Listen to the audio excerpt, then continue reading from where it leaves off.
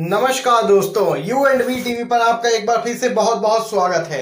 इस समय की बेहद बड़ी खबरें, मुख्य समाचार जो सामने निकल के आ रहे हैं, आप लोगों के लिए लेकर आए हैं इसी वीडियो में। एक एक करके तमाम बेहद बड़ी खबरें इसी वीडियो में आगे जानेंगे। वहीं दोस्तों, खबरों से पहले आपसे एक छोटी सी रिक्वेस्ट है, अगर आप पहली बार हमारे यूट्यूब चैनल पर आए हैं और अभी तक लाल कलर के बटन को नहीं दबाए हैं, तो आपसे रिक्वेस्ट है लाल कलर के बटन को दबाकर पास ही बने घंटी के आइकन को भी जरूर दबाइएगा। चलिए दोस्तों, इस समय की बेहद बड़ी खबर जो मुख्य समाचार सामने निकल के आ रहे हैं, आपको बताते चलें। दलित, आदिवासी और मुस्लिम बाहर कम, जेल में ज्यादा, ये पूरा खुलासा हुआ है एनसीआरबी के डेटा में। पूरी खबर जानते हैं दोस्तों। केंद्रीय गृह मंत्रालय के अधीन काम करने वाले राष्ट्रीय अपराध रिकॉर्ड ब्यूरो ने साल 2019 के जेल से संबंधित आंकड़े जारी कर दिए हैं। इन आंकड़ों के जेलों में दलित, मुस्लिम और आदिवासी कैदियों की संख्या देश में दूसरे जाति समूहों के मुकाबले उनकी जनसंख्या के अनुपात में कहीं अधिक है। वहीं मुस्लिम समुदाय में विचाराधीन कैदियों की संख्या जेल में बंद दोषी कैदियों से अधिक है। अब बात करते हैं मुस्लिम समुदाय की, क्योंकि पिछले 6 सालों में मुस्लिम समुदाय मोदी राज में बड़ा ही टारगेट किया जा रहा है, निशाने पर लगातार लिया जाता रहा है। चाहे फिर वह नागरिकता का मामला हो या फिर कोरोना काल में उन पर कोरोना संक्रमण फैलाने का आरोप लगाया गया हो गोदी मीडिया द्वारा। देश की आबादी में मुस्लिमों की संख्या तो 14.2% है, लेकिन जेल में बंद कुल दोषी कैदियों में मुसलमान कैदी 16.2% है। विचाराधीन कैदियों में कुल मुस्लिम कैदियों का प्रतिशत 18.7 है। खास बात यह है कि विचाराधीन मुसलमान कैदियों की संख्या जेल में बंद कुल दोषी मुसलमान कैदियों की तुलना में अधिक है। वहीं एक रिपोर्ट को लेकर सिविल सोसाइटी समूहों का कहना है कि इसका मतलब ये नहीं कि इन जाति या समुदाय के लोगों में अपराध ज्यादा है। इसको लेकर न्याय व्यवस्था पर भी सवाल उठते हैं। हमारी न्याय व्यवस्था गरीबों के हक में नहीं है। तो देख सकते हैं दोस्तों, इस रिपोर्ट में ये बड़ा खुलासा हुआ है। इस खबर पे आप लोग अपनी राय कमेंट बॉक्स में कमेंट करके बताना मत भूलिएगा। और वहीं एक और बड़ी खबर जानते हैं दोस्तों, 16 लाख छात्रों के लिए सिर्फ 4000 सेंटर। नीट जेईई परीक्षा के खिलाफ ट्रेंड कर रहा है मन की नहीं स्टूडेंट की बात। पूरी खबर जानते हैं दोस्तों। नीट और जेईई परीक्षाओं को लेकर जारी विवाद थमने का नाम नहीं ले रहा है। दरअसल बड़ी संख्या में लोग और विपक्षी पार्टियां कोरोना संक्रमण के चलते नीट और जेईई की परीक्षा टालने की मांग कर रहे हैं। वहीं सरकार परीक्षा तय समय पर कराने पर अड़ी है। सुप्रीम कोर्ट ने भी परीक्षा तय समय पर कराने का निर्देश दिया है। नीट और जेईई परीक्षा को लेकर इतना विरोध हो रहा है कि ट्विटर पर मन की बात नहीं स्टूडेंट की बात ट्रेंड कर रहा है। बता दें कि पीएम मोदी ने मन की बात कार्यक्रम के दौरान देश को संबोधित किया था। तभी तो दोस्तों मन की बात नहीं स्टूडेंट्स की बात ट्रेंड कर रहा है, इस उम्मीद से कि कभी तो कोई उनकी बात सुनेगा। इसी बीच एक और बड़ी खबर सामने निकल के आ रही है, वो भी जानते हैं दोस्तों। तुर्की की यूएई को चेतावनी, संप्रभुता का उल्लंघन किया तो जेट विमानों को मार गिराने में नहीं करेंगे कोई भी देर। यूएई और इजराइल डील के बाद तुर्की और संयुक्त अरब अमीरात में तनाव चरम पर है। तुर्की ने अब यूएई को चेतावनी देते हुए कहा है कि अगर पूर्वी भूमध्य सागर में तुर्की संप्रभुता का उल्लंघन किया जाता है तो तुर्की किसी भी संयुक्त अरब अमीरात विमान को मार गिराने में संकोच नहीं करेगा। तो यहाँ पर दोस्तों आप लोग देख सकते हैं, तुर्की और यूएई में लगातार तनाव बढ़ता ही जा रहा है। तुर्की ने यहाँ तक धमकी दे दी है कि अगर उसकी संप्रभुता का उल्लंघन किया गया तो वह यूएई के जेट विमानों को भी मार गिराने में देर नहीं करेगा। इसी बीच एक और बड़ी खबर दोस्तों जानते हैं। अयोध्या में मस्जिद निर्माण के लिए खुले 2 बैंक खाते, कैसे जुटाए जाएंगे पैसे, पूरी खबर दोस्तों आपको बताते चले।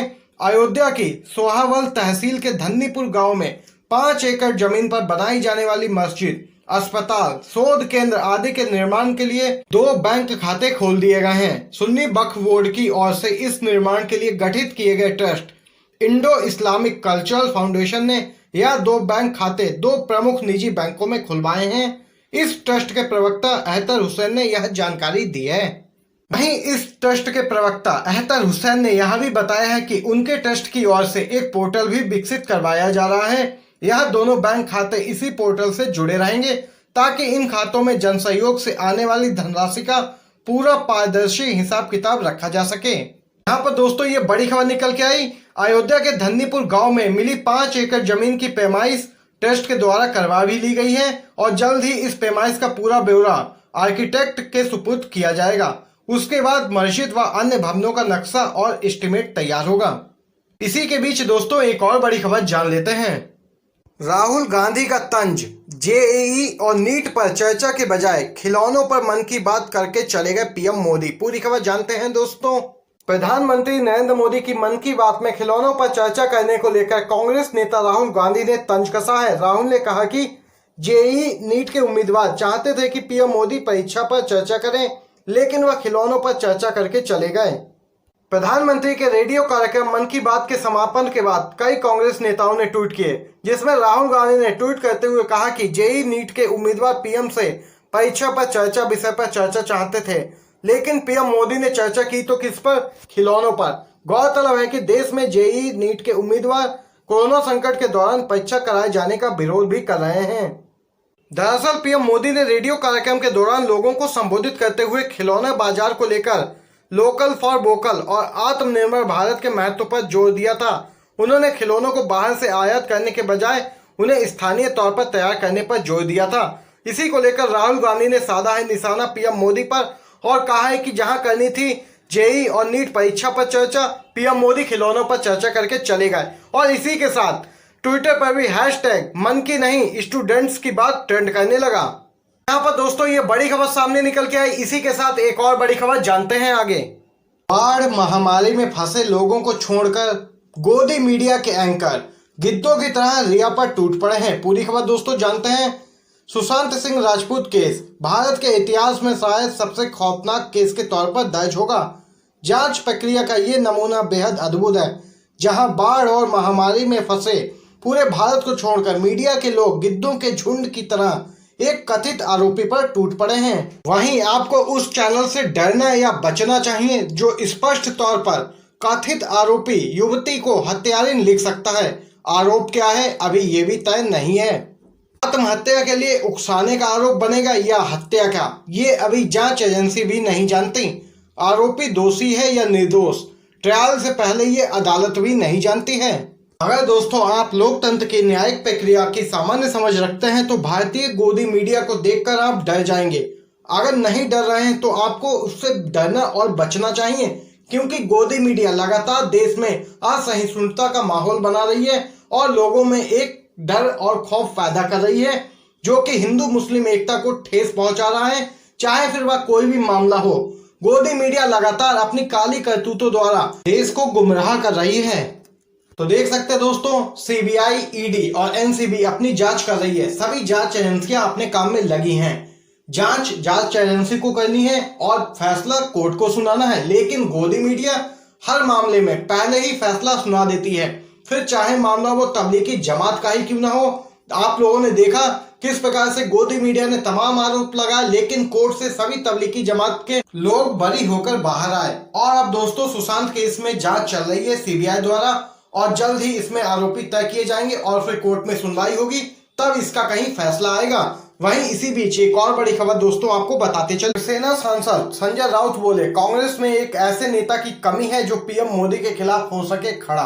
पूरी खबर जानते हैं दोस्तों। सेना सांसद संजय राउत ने कहा कि राहुल गांधी को कांग्रेस का नेतृत्व संभालने से रोकना देश की इस पुरानी पार्टी के अस्तित्व को नष्ट करने वाला सिद्ध होगा। राउत ने शिवसेना के मुख्य पत्र सामना में प्रकाशित अपने साप्ताहिक स्तंभ रोक टोक में लिखा है कि कांग्रेस में एक ऐसे नेता की कमी है जो पीएम मोदी के खिलाफ पूरी मजबूती के साथ खड़ा रहे।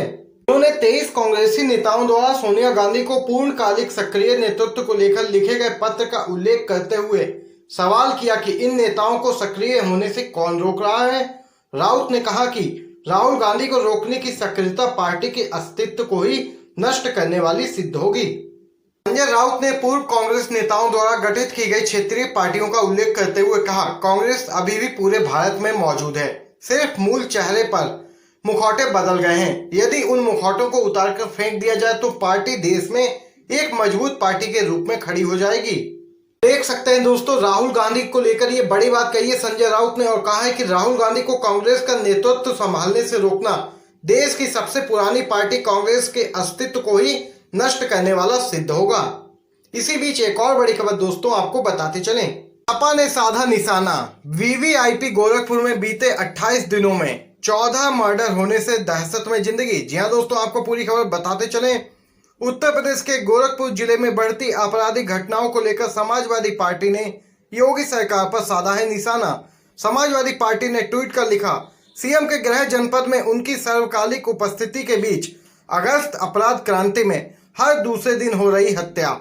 वीवीआईपी गोरखपुर में बीते 28 दिनों में 14 मर्डर होने से दहशत में जिंदगी। यूपी को जंगल राज में जलाने वाला रोगी राज कानून व्यवस्था पर कब संवेदनशील होगा। पूर्व मुख्यमंत्री अखिलेश यादव ने कहा कि भाजपा ये समझ चुकी है कि बेरोजगारी से जूझ रहा युवा और कोरोना, बाढ़ व अर्थव्यवस्था की बद इंतजामी से त्रस्त गरीब, निम्न व मध्यम वर्ग कभी उसको वोट नहीं देगा। इसलिए वो युवाओं और अभिभावकों के खिलाफ प्रतिशोधात्मक कार्रवाई कर रही है। भाजपा को सिर्फ वोट देने वालों से ही मतलब है। नकारात्मक व हठधर्मी बदले की राजनीति करने वाली भाजपा व उसके सहयोगी दलों के खिलाफ देश में एक नई युवा क्रांति जन्म भी ले रही है। हम सब साथ हैं, आइए मिलकर कहें, जान के बदले एग्जाम नहीं चलेगा, नहीं चलेगा। तो दोस्तों यहाँ पर आप लोग देख सकते हैं, उत्तर प्रदेश के पूर्व मुख्यमंत्री अखिलेश यादव ने उत्तर प्रदेश में बिगड़ती कानून व्यवस्था को लेकर और जेईई नीट एग्जाम को लेकर साधा है निशाना बीजेपी पर। इसी बीच एक और बड़ी खबर दोस्तों सामने निकल के आ रही है, वो भी आपको बताते चलें। कांग्रेस ने बीजेपी पर उठाए सवाल। संदीप सिंह ने बीजेपी कार्यालय में 53 कॉल कैसे किए, पूरी खबर दोस्तों जानते हैं। अभिनेता सुशांत सिंह राजपूत की मौत के मामले में संदीप सिंह का भी कई बार नाम सामने आ चुका है। मीडिया रिपोर्ट में उन्हें संदिग्ध बताया गया है। संदीप सिंह का दावा है कि वह सुशांत सिंह राजपूत के अच्छे दोस्त हैं। संदीप सिंह को सुशांत के मौत वाले दिन 14 जून को उनके घर पर बहन मीतू सिंह के साथ देखा गया था। इसी बीच इस मामले में ड्रग्स एंगल भी सामने निकल कर आया है। इसके बाद संदीप सिंह का बीजेपी के नेता नितिन गडकरी और देवेंद्र फडणवीस के साथ कुछ तस्वीरें भी वायरल हो रही हैं। इस पूरे मामले पर अब कांग्रेस के वरिष्ठ नेता अभिषेक मनु सिंघवी ने बीजेपी पर सवाल उठाए हैं। अभिषेक मनु सिंघवी ने कहा कि संदीप सिंह एकमात्र फिल्म निर्माता थे जिनके साथ वाइब्रेंट गुजरात 2019 में 170 करोड़ का कारनामा हुआ। कंपनी का नाम है लेजेंड ग्लोबल स्टूडियो। इसकी 2017 में 66 लाख की हानि, 2018 में 61 लाख का लाभ, 2019 में 4 लाख की फिर हानि। ये कारनामा कैसे हुआ? अभिषेक मनु सिंघवी ने आगे कहा कि इस केस के वापस लिए जाने की भी खबरें हैं, मगर ऐसा कोई दस्तावेज सामने नहीं आया है। अगर वापस हो भी गया तो हमारा उद्देश्य ऐसे व्यक्ति यानी संदीप सिंह के चाल, चरित्र और चेहरे को आपके सामने रखना है जिसकी भाजपा से यारी है। अभिषेक मनु सिंघवी ने कहा कि सीबीआई जांच के प्रति आतुरता दिखाने का कारण क्या संदीप सिंह थे? इस तरह के गैर कानूनी कारनामे में संलिप्त लोगों के भाजपा के साथ निकट संबंध क्यों रहते हैं? वहीं दोस्तों मुख्य बात इस केस में जानने वाली यह है कि कांग्रेस नेता अभिषेक मनु सिंघवी का कहना है ये वही संदीप सिंह है जिन्होंने लोकसभा चुनाव 2019 से पहले पीएम नरेंद्र मोदी पर फिल्म बनाई थी।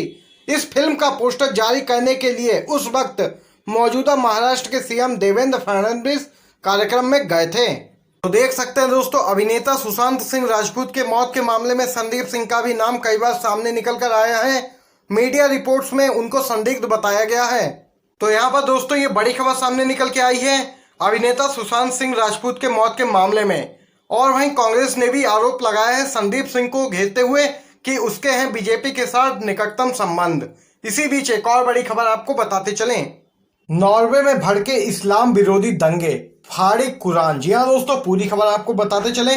नॉर्वे में भी अब इस्लाम विरोधी दंगे भड़क उठे हैं। राजधानी ओस्लो में इस्लाम के विरोधियों और समर्थकों के बीच जमकर मारपीट और नारेबाजी हुई।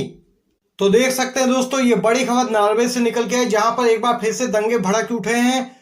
तो यहाँ पर आज की सभी मुख्य समाचार सामने निकल के आए। दोस्तों इन खबरों पे आपकी जो भी राय हो आप कमेंट बॉक्स में कमेंट करके दोस्तों बता सकते हैं। वीडियो पसंद आया हो लाइक कीजिएगा, ज्यादा से ज्यादा वीडियो अपने सभी दोस्तों तक पहुंचाइए।